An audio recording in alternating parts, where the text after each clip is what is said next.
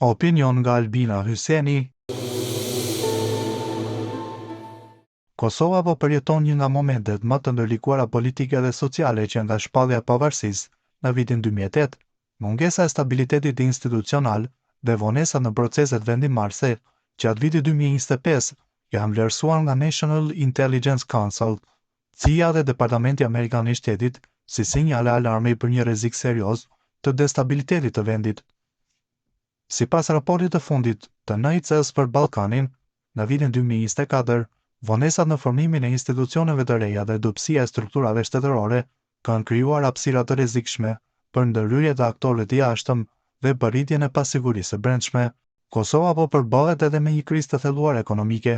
Çmimi i energjisë elektrike është rritur me 15% në vitin 2024 dhe ka vazhduar të rritet edhe në 2025.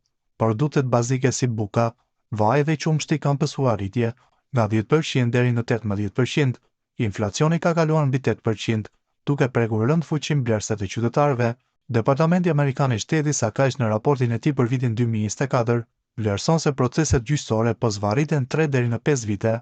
Korrupsioni në sistemin e drejtësisë mbetet i lartë dhe kjo situatë ka dëmtuar besimin publik, duke frenuar investimet e huaja në Kosovë. Ndërkohë, raporti i USAID-it evidenton një rritje prej 20% të rasteve të sëmundjeve mendore në 2 vitet e fundit. Kjo krizë e padukshme shoqërore rrezikon të përshkallëzojë kriminalitetin dhe dhunën sociale, sa kaq shtatësirat e përsëritura kanë reduktuar prodhimin bujqësor me rreth 25% në vitin 2024. Rreziku për një varësi të rritur nga importet ushqimore deri në vitin 2027 është tepër evident.